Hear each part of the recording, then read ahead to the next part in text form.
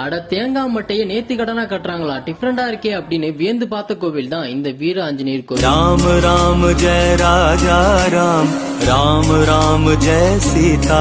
கேளம்பாக்கத்துல இருந்து வண்டலூர் போற வழியில இருக்க இந்த கோவில் தான் வீர ஆஞ்சநேயர். அப்படியே உள்ளே போனோம்னா ஒரு ஆஞ்சநேயர் சிலை இருக்கும். அதை பாக்குறதுக்கே அவ்வளவு அழகா இருக்கும். மலை மேல ஒரு 106 அடி மேல ஏறி போனீங்கன்னா மேல ஆஞ்சநேயர் சன்னதி இருக்கும். அதுக்கு அப்படியே ஆப்போசிட்டா ராமர் சன்னதி இருக்கும். அப்படியே ஆஞ்சநேயர் வழிபட்டுட்டு திரும்பி பாத்தீங்கன்னா சென்னையோட அழகே பார்க்கலாம். இவ்வளவு நாளும் கட்டடமா பார்த்த சென்னையை என்னடா வெறும் காடா இருக்கு அப்படின்னு வியக்க வச்சு. இந்த கோவில் ஒரு 1000 வருஷம் பழமையான கோவிலுங்க. ஆஞ்சநேயர் சஞ்சீவி மலையை தூக்கிட்டு போகும்போது சூரியனை வழிபடுறதுக்காண்டி இந்த இடத்துல நின்று வழிபட்டு போயிருக்காரு. அப்படிதான் இந்த கோவில் இந்த இடத்துல உருவாயிருக்கு. இங்க பல பேர் தேங்காய் நெத்து வாங்கிட்டு வந்து இங்க இருக்க இந்த ஆஞ்சநேயர் பாதத்தை சுத்தி கட்டி விடுறாங்க. அதை பாக்குறதுக்கும் அழகா இருக்கு. சாமி எல்லாம் கும்பிட்டுட்டு 2 லட்டு ஒரு புளியோதரை வாங்கி மலை மேல உட்காந்து சாப்பிட்டுக்கிட்டு சென்னையோட அழகை பார்த்து ரசிச்சுக்கிட்டு கொஞ்ச நேரம் டைம் ஸ்பெண்ட் பண்ணோம். சூப்பரா. இந்த கோயிலுக்கு இதுக்கு முன்னாடி போயிருந்தீங்கன்னா உங்களுக்கு அந்த எக்ஸ்பீரியன்ஸ் எப்படி இருந்துச்சு அப்படிங்கிறத கீழே கமெண்ட் சொல்லிருங்க.